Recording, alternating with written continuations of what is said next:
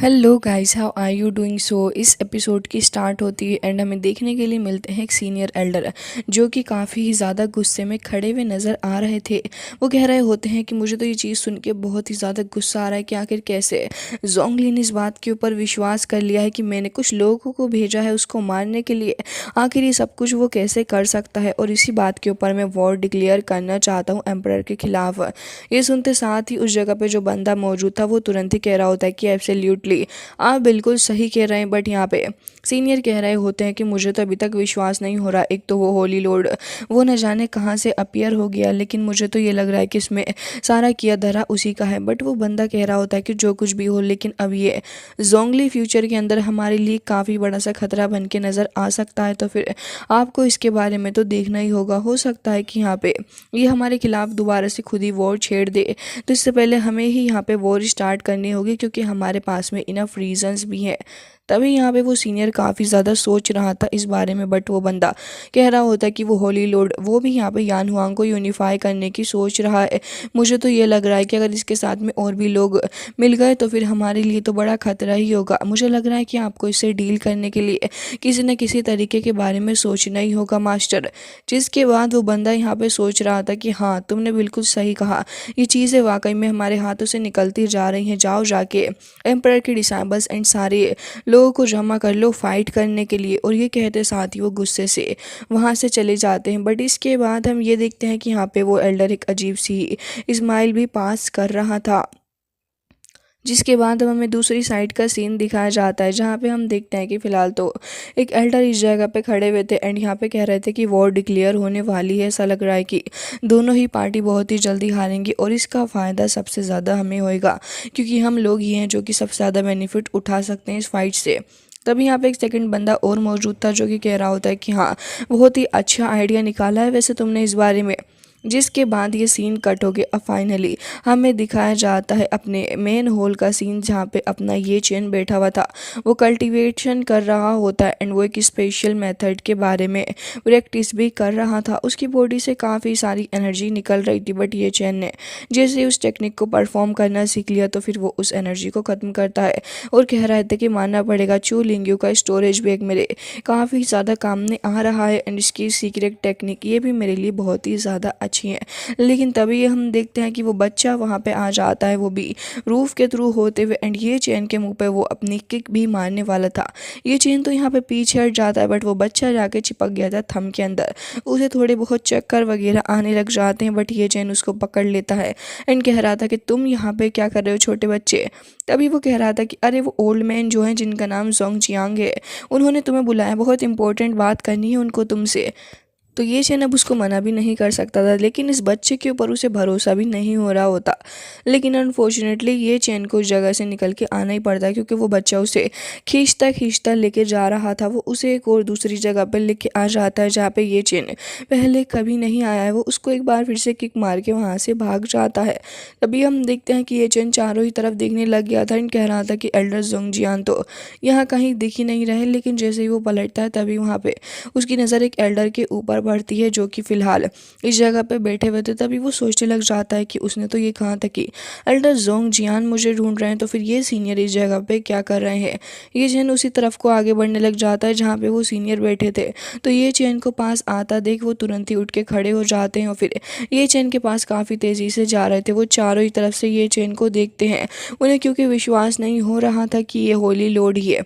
जिसके बाद वो एकदम ही सोफिस्टिकेटेड वे के अंदर खड़े हो जाते हैं और फिर कह रहे थे कि तो अच्छा तुम ही हो होली लॉर्ड। जिसके बाद ये चैन यहाँ पे कोई जवाब नहीं दे रहा था, तो वो एल्डर कहने लग जाते हैं कि मैंने ये सुना है तुम्हारे बारे में कि तुम वुंड्स को भी हील कर सकते हो किसी भी तरीके के।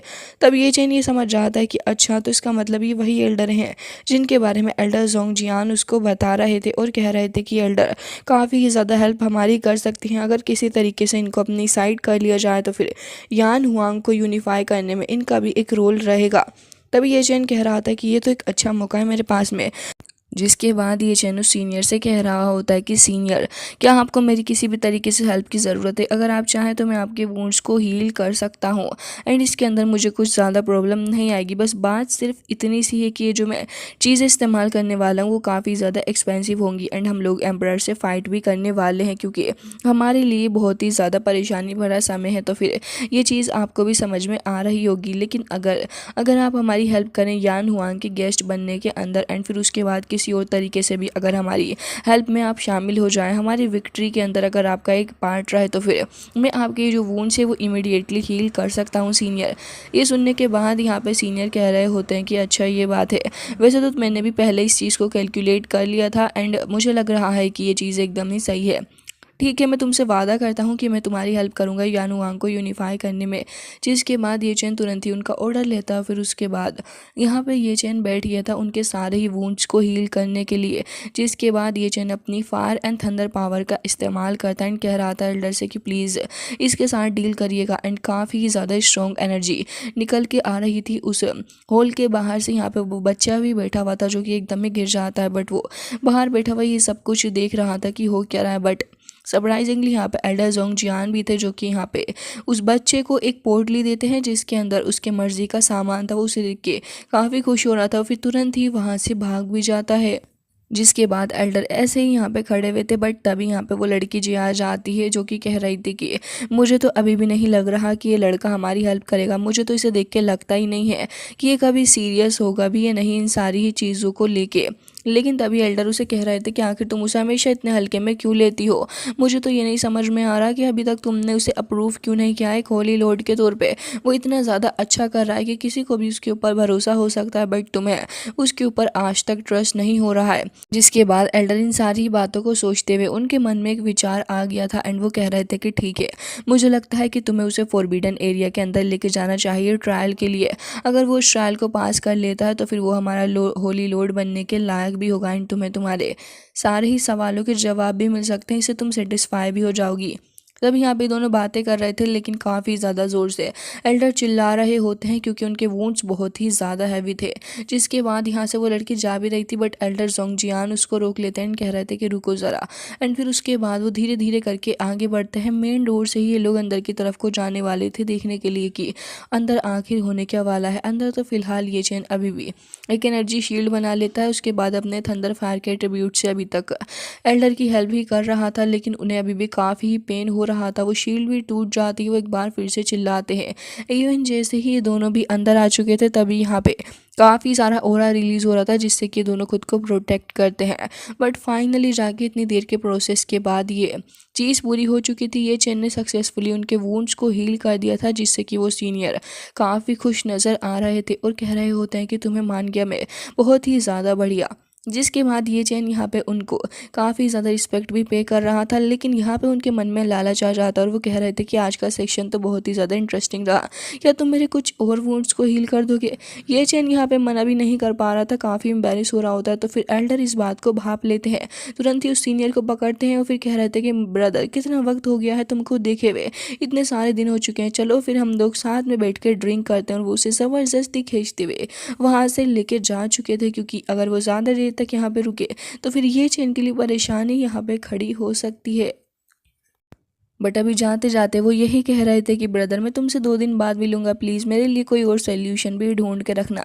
इतनी देर में जिया वहाँ पे आ जाती है और कहती है कि फ़िलहाल तो ये ओल्ड मैन यहाँ से जा चुका है, लेकिन मुझे तुमसे अभी थोड़ा सा काम है। उम्मीद करती हूँ कि तुम मेरी बात को समझोगे एंड फिर मेरे साथ भी चलोगे। ये चैन उसकी बातों को नहीं समझ पा रहा था, क्योंकि पहले से ही ये लड़की काफ़ी ज़्यादा तेज़ है।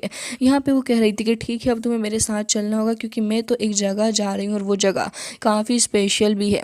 ये चीन स्पेशल जगह का नाम सुन के काफ़ी खुश हो गया होता है और फिर तुरंत ही उसके पीछे पीछे आ गया था। ये दोनों ही एक काफ़ी अजीब से अंडरग्राउंड टाइप एरिया के अंदर आ चुके थे, जहाँ पे ये लोग यान हुआंग के एक फॉरबिडन एरिया के अंदर होते हैं। ये एरिया स्पेशली होता है होली लॉर्ड मास्टर्स के ट्रायल के लिए, जो कि एक सक्सेसफुल ट्रायल अगर वो कर पाता है तो फिर उसे वाकई में इस जगह से भी एक अच्छी अपॉर्चुनिटी मिलेगी। और इसके अलावा भी यहाँ पे ये चीज़ प्रूफ हो जाएगी कि वो जो मास्टर है वो सच में होली लॉर्ड बनने के काबिल है।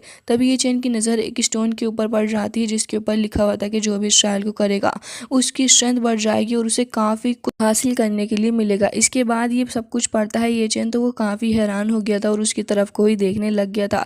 तभी जिया यहाँ पे कह रही थी कि इतनी ज़्यादा खुश होने की ज़रूरत नहीं है, मुझे नहीं लगता कि तुम इसे इतनी जल्दी कर पाओगे। वो काफ़ी एरोगेंटली और गुस्से से ये चेन की तरफ को देख रही थी और कह रही थी कि वैसे ये जो चीज़ तुम पढ़ रहे हो ये तो यहाँ पे और भी कई जगह लिखी हुई है। लेकिन तभी ये चेन कह रहा था कि मैंने शादी से पहले कहीं देखा है।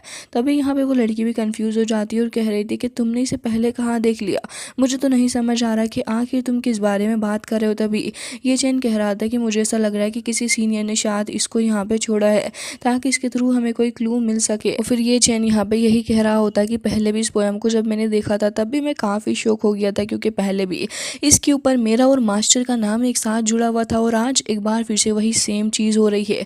इसके ऊपर आज भी मेरा और मास्टर का नाम लिखा हुआ है, आखिर इन सारी चीज़ों से कनेक्शन क्या है।